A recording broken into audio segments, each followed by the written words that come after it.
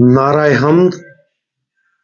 एक बड़ा नबी हम में बरपा हुआ है और कि खुदा ने अपनी उम्मत पर नजर की।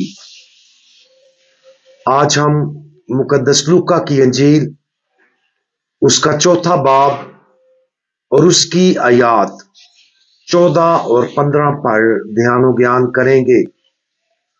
और आज हम खुशखबरी तेजी से सफर करती है इसके बारे में सुनेंगे। और यस्सु रूह की कुव्वत से जलील को लौटा और आसपास के सारे इलाके में उसकी शोहरत फैल गई और वो उनके इबादत खानों में तालीम देता रहा और सब उसकी तारीफ करते रहे।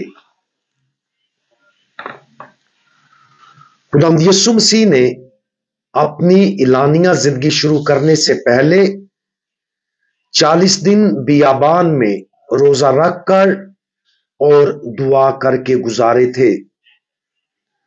खुदावंद यीशु मसीह का पहला पड़ाव जलील था, जहां वो इबादत खाने में दाखिल हुआ और इशाया नबी के सहीफे से पढ़ा।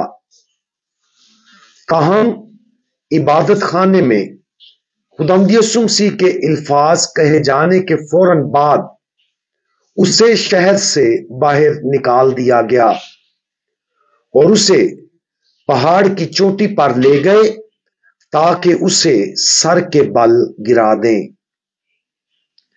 ये कितना चौंका देने वाला तजाद है। जैसा कि हम ऊपर हवाला में देखते हैं कि पहले सब ने उसकी तारीफ की। उसका कलाम जंगल की आग की तरह तमाम शहरों में फैल गया।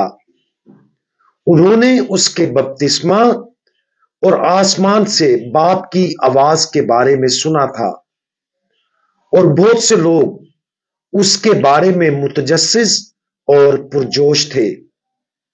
लेकिन जैसे ही खुदावंद यीशु मसीह ने अंजील की तबलीग शुरू की और जब उसने उनके दिल की सख्ती को दूर करना शुरू किया तो वो उसकी तरफ मुतवज्जे हुए और उसे जान से मारने की कोशिश में लगे रहे। बाज़ औक़ात हम ये सोचने के जाल में फंस सकते हैं कि अंजील मुकद्दस हमेशा लोगों को एक होने के तौर पर इकट्ठा करने का असर रखती है।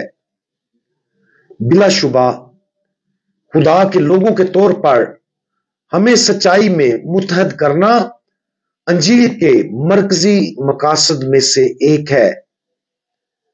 लेकिन इत्तेहाद की कलीद यह है कि इत्तेहाद सिर्फ उस वक्त मुमकिन है जब हम सब अंजील की नजात बख्श सच्चाई को मुकम्मल तौर पर कबूल करें। और इसका मतलब यह है कि हमें अपने दिलों को बदलना चाहिए, अपने गुनाहों की जिद से बाज आना चाहिए और अपने ज़हनों को मसीह यस्सु के लिए खोलना चाहिए। अफसोस की बात है कि कुछ अपने आप को तब्दील नहीं करना चाहते और इसका नतीजा तकसीम है। अगर हमें मालूम होता है कि खुदावंद यीशु मसीह की तालीम के ऐसे पहलू हैं जिन्हें कबूल करना मुश्किल है, तो ऊपर बयान किए गए हवाला पर गौर करें। शहर के लोगों के उस इब्तदाई रद्द अमल पर वापस जाएं जब वो सब खुदावंद यीशु मसीह के बारे में बात कर रहे थे और उसकी तारीफ कर रहे थे। यही सही जवाब है। खुदावंद यीशु मसीह के अल्फाज और हर वो चीज जिससे वो हमें तौबा करने के लिए बुलाता है, हमें यीशु से दूर ले जाने की बजाय उस पर कामिल ईमान और हर चीज में उसकी तारीफ का जरिया बनना चाहिए। आज खुदावंद यीशु मसीह की सबसे मुश्किल तालीम पर गौर करें जिसके साथ हमने जद्दोजहद की है। खुदावंद यीशु मसीह ने जो कुछ कहा اور جو کچھ اس نے سکھایا ہے وہ ہماری بھلائی کے لیے ہے۔ چاہے کچھ بھی ہو اس کی تعریف کریں اور اپنے تعریفی دل کو اجازت دیں کہ وہ ہمیں حکمت حاصل کرنے میں مدد دے، تاکہ ہم وہ سب کچھ جان اور سمجھ جائیں جو خداوند ہمیں سمجھانا چاہتا ہے۔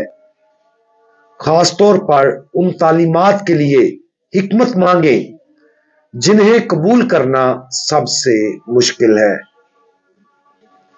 ہم دعا مانگیں۔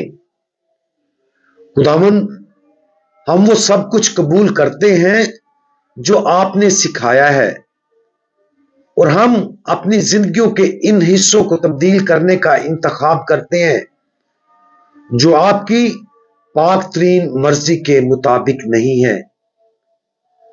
ہمیں اس چیز کو دیکھنے کی حکمت عطا فرمائیں جس سے ہمیں توبہ کرنی چاہیے، اور اپنے دلوں کو نرم کریں تاکہ ہم آپ کو قبول کر سکیں۔